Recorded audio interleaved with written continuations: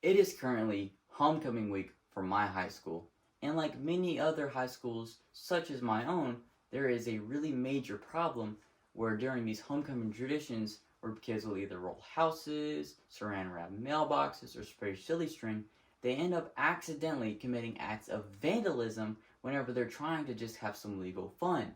So, today I will be going over homecoming traditions that are legal versus vandalism and the ways that you can combat them.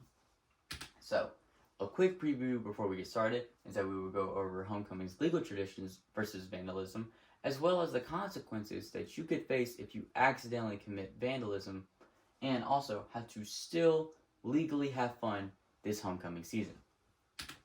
So, the first thing we need to understand is when traditions can turn into vandalism.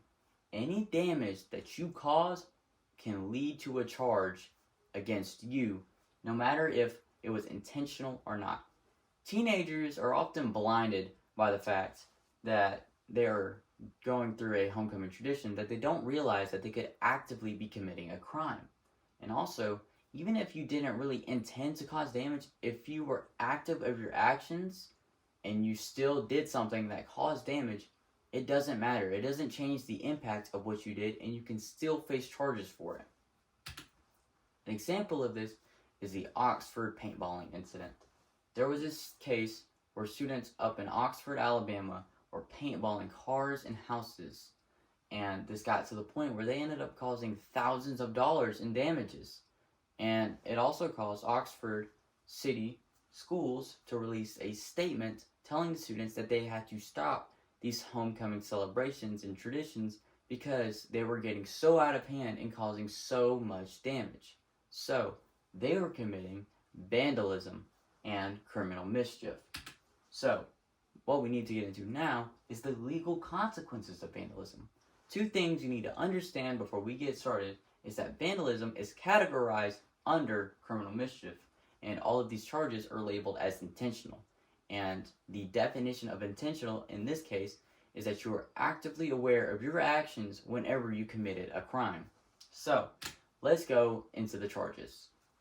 If the damages exceed $2,500, it is considered first-degree criminal mischief and a felony. If the damages are between $500 and $2,500, it is still considered second-degree criminal mischief and a Class A misdemeanor. And finally, if the damages are under $500, it is still considered a third-degree criminal mischief charge, but a Class B misdemeanor.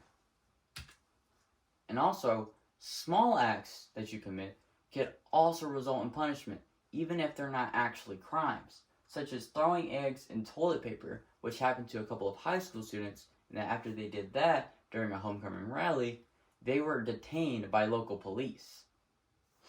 Also, criminal mischief stays on juvenile records and can affect your college life and for when you apply for scholarships. So you need to be very careful because one small mistake can affect the rest of your life. So now we're going to go into how to safely celebrate homecoming. The first thing you need to do is to learn your area's rules. Learn what rules and boundaries your local high school or area has put in place for this year's homecoming season. You also need to gain an understanding of these rules, whether it be don't touch cars, don't use this, don't use that. You need to gain a full understanding of all the rules that were put in place. And the last thing after you gain an understanding of these rules is you need to follow them. Most of the time, these rules are not put in place to limit your fun, but to make sure that you don't accidentally commit any crimes and you also stay safe and the property of other people also stay safe. Another thing that you can do that will greatly decrease incidents is to educate your students. Let them know of the punishments they can receive, like fines, charges, and probation. Also, the students need to be aware and cautious of all of these charges that they can face, as well as being aware and cautious of their actions.